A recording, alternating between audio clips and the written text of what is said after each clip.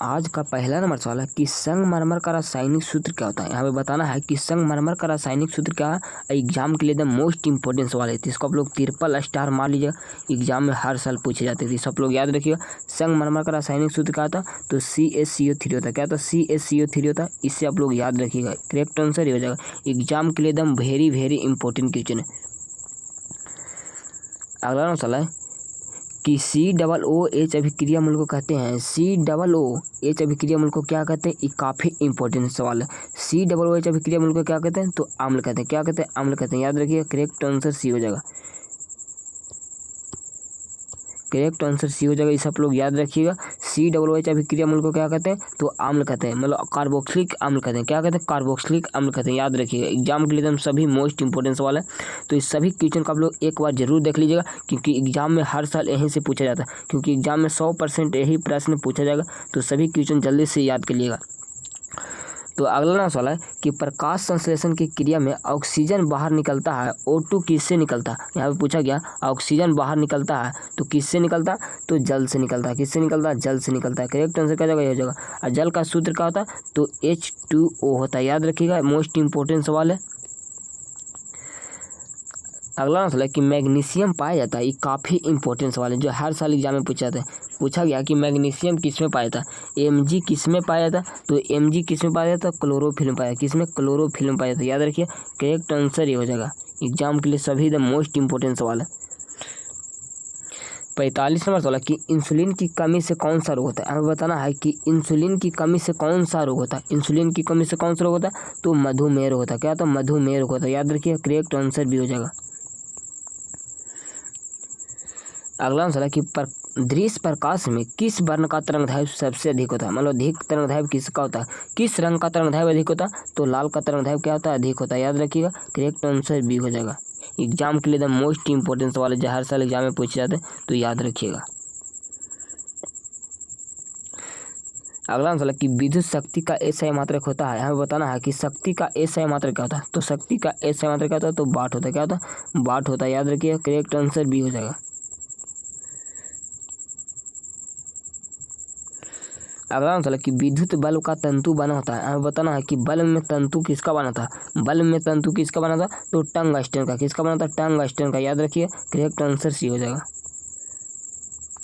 नाभिकीय ऊर्जा प्राप्त किया जाता है। यहाँ बताना है कि नाभिकीय ऊर्जा प्राप्त करने के लिए आवश्यक है, क्या होता है, नाभिकीय ऊर्जा प्राप्त करने के लिए क्या आवश्यक है, तो यूरेनियम होता है। क्या, यूरेनियम होता है। याद रखिए, यूरेनियम होता है। याद रखिए, करेक्ट आंसर सी हो जाएगा। अगला सवाल कि ग्लोबल वार्मिंग के लिए उत्तरदायी कैसे है। अब बताना है कि ग्लोबल वार्मिंग के लिए क्या उत्तरदायी गैस है, कौन सा उत्तरदायी गैस है, तो CO2। क्या होता है, CO2 होता है। याद रखिएगा, करेक्ट आंसर जो कार्बन डाइऑक्साइड होता है। ग्लोबल वार्मिंग के लिए क्या होता है, तो CO2 होता है। याद रखिएगा। अगला सवाल कि लिटमस बिलियन बैगनी रंजक होता है, जो किससे निकाला जाता है, जो किससे निकाला जाता है, जो किससे निकाला जाता है, तो लाइकेन से। किससे, लाइकेन से निकाला जाता है। याद रखिएगा, करेक्ट आंसर ही हो जाएगा। जब सोडियम हाइड्रोक्साइड जिंक से अभिक्रिया करता है तो कौन सा उत्पाद बनता है, कौन सा उत्पाद बनता है, काफ़ी इंपॉर्टेंट सवाल है। तो कौन सा उत्पाद बनता है, तो ZnO2 + H2 बनता है। याद रखिएगा, करेक्ट आंसर डी हो जाएगा। इससे आप लोग याद रखिएगा, 100% इसे आप लोग याद रखिएगा, जो एग्जाम में हर साल पूछे जाते हैं। अगला सवाल है कि किसी भी उदासीन विलयन का pH 1 होता है। हमें बताना है कि उदासीन विलयन का pH 1 क्या होता है, तो उदासीन विलयन का pH 1 क्या होता है, तो 7 से कम होता है। क्या होता है, 7 के बराबर होता है। याद रखिए, करेक्ट आंसर भी हो जाएगा। काफ़ी इंपॉर्टेंट सवाल है एग्जाम के लिए। उदासीन विलयन का pH 1 क्या होता है, तो 7 के बराबर होता है। याद रखिएगा। अगला सवाल कि बेकिंग सोडा का रासायनिक सूत्र है। यहाँ बताना है कि बेकिंग सोडा का रासायनिक सूत्र क्या होता है, तो बेकिंग सोडा का रासायनिक सूत्र क्या होता है, तो NaHCO3 होता है। क्या होता है, NaHCO3 होता है। याद रखिएगा, करेक्ट आंसर हो जाएगा। अगला सवाल कि एक्वा मिश्र में HCl एवं HNO3 का अनुपात क्या होता है, HNO3 का अनुपात क्या होता है, तो 3:1 होता है। क्या होता है, 3:1 होता है। याद रखिएगा, करेक्ट आंसर हो जाएगा। अगला सवाल कि द्विखंडन होता है, मतलब द्विखंडन द्वारा अलैंगिक जनन किसमें होता है? तो अमीबा में होता है। किसमें होता है? अमीबा में होता है, पैरामीशियम में होता है, लिस्मानिया में होता है। प्रयोग सभी हो जाएगा, क्या हो जाएगा? डी हो जाएगा। याद रखिएगा, एग्जाम में हर साल पूछे जाते हैं, इससे आप लोग याद रखिएगा।